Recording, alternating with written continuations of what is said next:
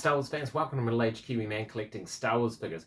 What awesome news for the vintage collection community. Well done guys, we've backed the HasLab Cantina. It's gone over 8,000 backers, which is awesome, and unlocks the base, which includes Wooher the bartender and the Tonica sisters, so that's awesome. We're going to be celebrating that. There's about 3 days to go, so let's back this thing and unlock some of the additional tiers. Anyway, in this video I picked up a whole bunch of new vintage collection figures, including the new reissue of the VC231 Stormtrooper. You know I love Stormtroopers, so I'm going to have a little look at this and a bit of a comparison video with the previous version. Also picked up this awesome reissue of VC149 R2-D2, the clean version. We had a dirty version before. I might do just a quick comparison video a bit later on that. My mate Tim from Boss Bounty's already done a comprehensive comparison video. And then you guys in the US have had this for a while. This is the Mandalorian Judge VC231, sorry. And I think it's awesome. Really do. He's actually more of a referee or an umpire than a judge, but we'll leave that for now. But in this video, we'll check out this guy. Now, to kick this off, there's a couple of these that I'm going to open. VC231 Stormtrooper. You can see that classic Stormtrooper image, and I've done heaps of comparison videos with Stormtroopers over the years, and the unobstructed Hildebrandt logo is really cool, and then we've got the warning label down the bottom. That looks awesome. I also really like the new backs of the card with the little bit of a nod back to the original vintage collection. You don't see other figures that are coming out at the same time, but that looks really cool. And then of course, unfortunately, this little, what people call the ring of death thing, the bubble pressed up against the card, damaging the card slightly. That's present in 2 out of the 3 that I've got so far. I've got another 3 on the way on pre-order, so do have one that's in pretty good condition anyway. Alright, and now we are going to do a comparison with the original VC231, which is this one on the right, and you can see here the choking hazard label was up the top, which hinders that logo, so it doesn't have the one down the bottom. So bring these in side by side, you can see that very, very clearly.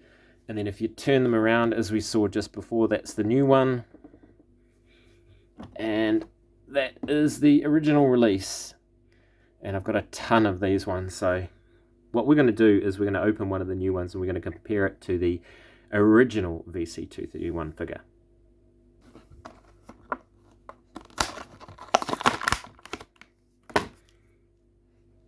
Alright, once again, the original issue is on the left, the new version is on the right, and it looks to me like the new one is sort of a duller white. This is a very bright, shiny white. Coming into focus, matey. There we go. Really shiny armor there. This one just looks a little bit duller and a little slightly bit creamier. Yeah, it's definitely not as bright. Nice to have it reissued. But yeah, the finish just for some reason looks a bit dull. It might be more realistic, and maybe these guys will look better in Endor and these ones will look better in sort of a Tantive 4 or Tantive 4 hallway type scene. But awesome to have more of these. Either way, just having a look at the paint apps, the ab dots look exactly the same. Look at the helmet paint apps, if we can get them both in focus. There's a slightly different blue, it looks like to me, on the side there. That one has a little bit of dodgy paint apps by the teeth there. You see it spilled over to the visor. So it's quite possibly an ever so slight downgrade on the original figure, but still awesome to have these guys and have them so readily accessible. I got mine off Amazon and I got them pretty cheap actually, so I'm pretty happy about that. Alright, so here are the 2 new VC231s, the reissue figures out of their packets. I forgot to mention as well, the card back is made of this super thick stock, so that's pretty awesome. Only 2 slight things with this figure. It's an all-timer. It's a great figure, it really is. Thing is that now with the more modern figures we have the much better barbell hip articulation. This one doesn't have it. It's a bit fiddly to pose the hips. And the other thing is, check out the E11 blaster. Get into focus. Get into focus. Maybe if I take him away, he'll get into focus. There we go. It's the incorrect mold. It's got that little flashlight there. You can see, I'll just point it out. Just there on the mold, which is incorrect. That's the Rogue One version.